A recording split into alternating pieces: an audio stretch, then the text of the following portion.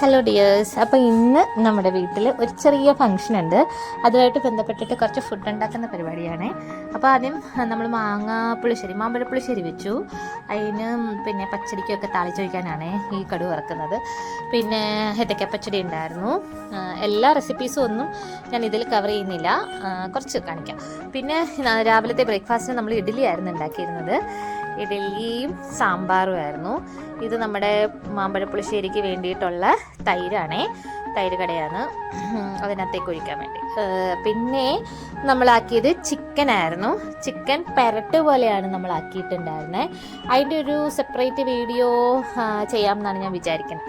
പിന്നെ നല്ല ചക്ക അവിയലുണ്ടായിരുന്നു. ഇപ്പോൾ ചക്കയുടെയും മാങ്ങയുടെയൊക്കെ സീസൺ ആണല്ലോ. ഓൾമോസ്റ്റ് ചക്കയൊക്കെ കഴിയാനായി. പക്ഷെ എന്നിരുന്നാലും കിട്ടിയ ചക്ക വെച്ചിട്ട് ഞങ്ങൾ നല്ല ചക്ക അവിയലാക്കി.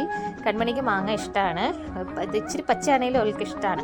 അപ്പോൾ അവളത് ഞങ്ങളിതിനെടുത്തതിൻ്റെ ബാക്കി കഴിക്കുകയായിരുന്നു.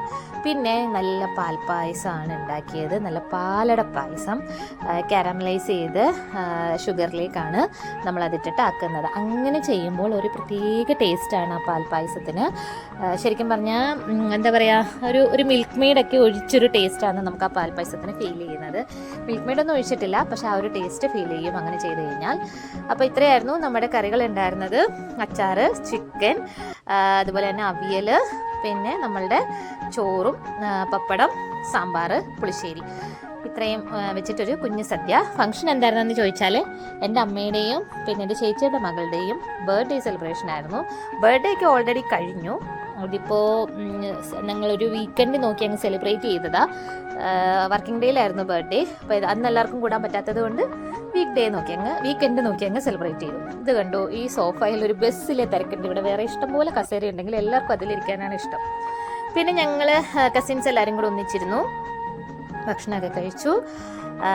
അപ്പോൾ നല്ലൊരു ഡേ ആയിരുന്നു. എല്ലാവരും കൂടെ ഒത്തുകൂടാൻ പറ്റി.